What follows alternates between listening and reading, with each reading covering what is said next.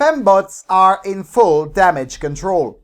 They persuaded the rich men of Hollywood to invest in their latest propaganda stitch-up and, well, it turns out that feminist propaganda and bad art simply don't sell that much.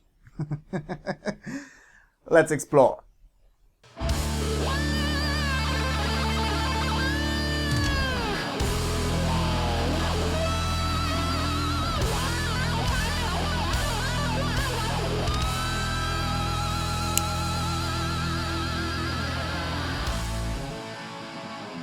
Hello everyone and welcome to the Freedom Alternative.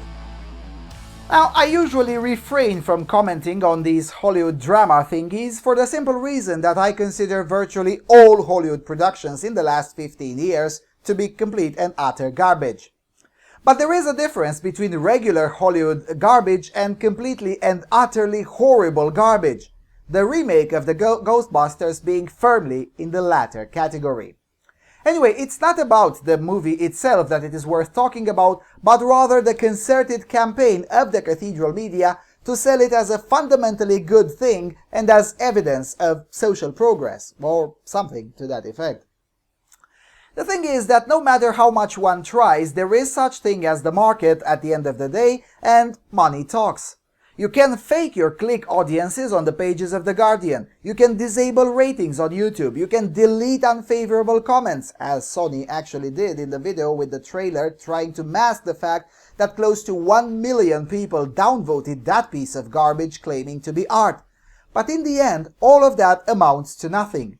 If your product isn't sold in sufficient numbers to balance the books, the product is still garbage and still a net loss. There's no way you can spin that, and the feminists know it. Now, I suspect most of them knew that even long before the release of the movie, but just in case some of them still believed in the illusion that the mentally disordered position of feminism is really of any artistic or economic relevance, they're now finding out really fast that all the effort to put out so much favorable propaganda amongst the cool people, you know, The Guardian, the BBC, the CNN, and so on, likely amounts to nothing. Really successful movies who really do naturally well create a buzz amongst the fans and regular filmgoers, and they usually reach $20 million in the first day. Avatar, for instance, exceeded $100 million in gross income in just 5 days.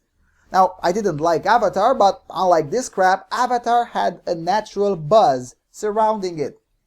Meanwhile, this production squandered $144 million, and even inside Hollywood analysts already expect that the production will be a net loss for the investors. At least $10 million are to be expected to be lost in this silly endeavor. The total loss, though, may turn out to be higher since we don't know how much they spent on this advertising.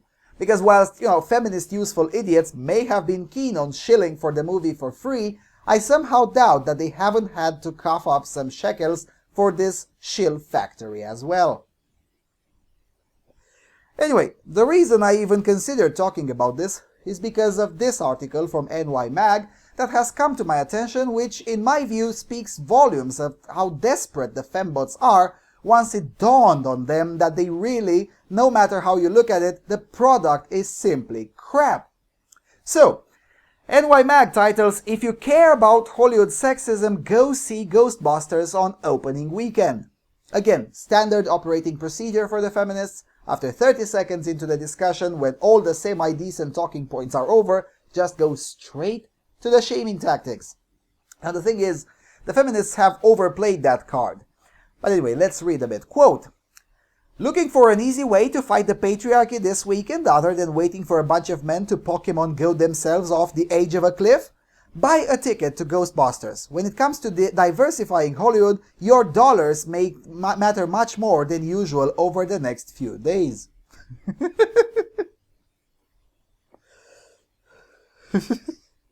I'm sorry, I can't help it. So, this author, Anna Silman. So, esteemed feminist agitator Anna Silman, in addition to equivocating the unfortunate and potentially deadly accidents of two men with fighting the patriarchy, is also shilling for the oppressed to give their money to a big, faceless, transnational corporation. I mean, you gotta love the modern leftists. They're dumber than a bloody cockroach. At least the old Bolsheviks kept their nonsense coherent, for crying out loud. But wait, the article gets better. Quote, "Since Paul Feig's all-female reboot of the 1984 classic was announced, a small yet vocal group of angry misogynists have derailed the film's rollout, spamming social media and launching a coordinated effort to make its trailer the most disliked in YouTube history. These crackpots are not representative of the larger viewing public, but they do represent a more extreme version of the ingrained sexism in Hollywood. As we know from experience, if Ghostbusters flops, one narrative will engulf all the others like a tidal wave of ectoplasmic slime smothering all rational voices. Women movies bad, women no funny, women box office kryptonite, ain't no bitches gonna hunt no ghosts." I mean, it's amazing how they avoid choking themselves to death from that constant flow of bollocks. I mean, it's really amazing, isn't it? Two more paragraphs. Quote, "Ghostbusters faces an uphill battle to be considered a success. The film cost $144 million, pricey for a comedy, so the studio will be hoping for a $50 million opening weekend, with low-end predictions around $39 million to $41 million. Opening weekends shapes the story about a film's fate, which can be a self-fulfilling prophecy when it comes to drawing more viewers down the road. While some films gain legs over time, usually by favorable word of mouth, Ghostbusters will be expected to start strong, given the fact that it is part of a much-hyped franchise with major brand recognition. If the numbers are middling come Monday, it may be too late. This wouldn't matter much if the only thing at stake was Ghostbusters sequels. But female-led blockbusters in Hollywood are still such a rarity, and the view that audiences won't watch movies held by women so pervasive that every female-led film is seen as a litmus test for every future one, particularly a major action comedy tentpole like this one. If Ghostbusters flops, nobody will point to the weak script or an excessive budget. They look at the only factor that deviates from the Hollywood norm, the gender of the stars fronting it." Now, is there anything true in that? Of course not. But as it is always the case with feminists and other sexists, truth is of little relevance.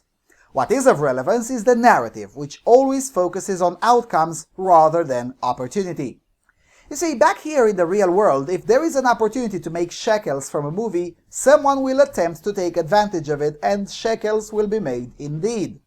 What feminists fail to understand is that there is little to no opportunity for shekels to be made with feminist agitprop plagiarism.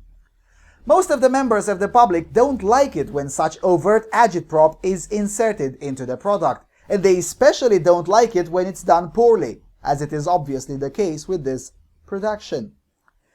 This author laments that the 1 million people who downvoted the trailer represent a tiny minority and that, quote, "these crackpots are not representative of the larger viewing public." But what if these crackpots actually are representative of the larger viewing public? I mean, one rule in marketing says that a satisfied customer tells about his or her experience to 2, maybe 3 people, whereas an unsatisfied customer tells about his or her experience to at least 10 more people, and usually much more, especially now in this age of social media.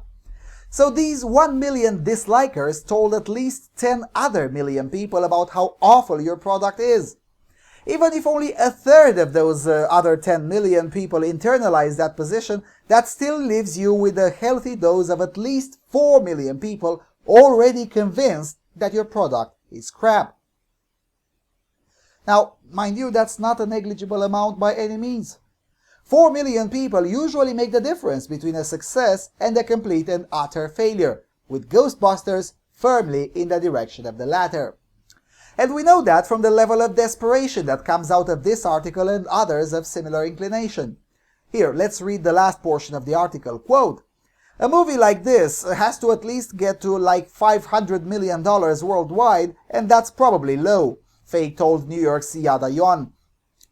"I cashed in all my chips. I had to use every chip to make this happen, and if this doesn't work, I will probably have to go back to movie jail. A Ghostbusters failure would hurt the film's stars too. Unlike their male counterparts, actresses are blamed when their movies don't do well. After Aeon Flux bombed in 2005, Charlize Theron was barely allowed near a blockbuster for almost a decade. Around the same time, a planned Black Widow movie was reportedly shelved, with studios citing a glut of unsuccessful female-led action films, like 6. Do you want Paul Feig to go to movie jail, or do you want more blockbusters with female leads? Do you want a Kate McKinnon spin-off, or Jessica Chastain as a superhero, or Priyanka Chopra as Bond? Do you want Trolls to have the satisfaction? You know what you have to do. Get out there and see some ghosts this weekend.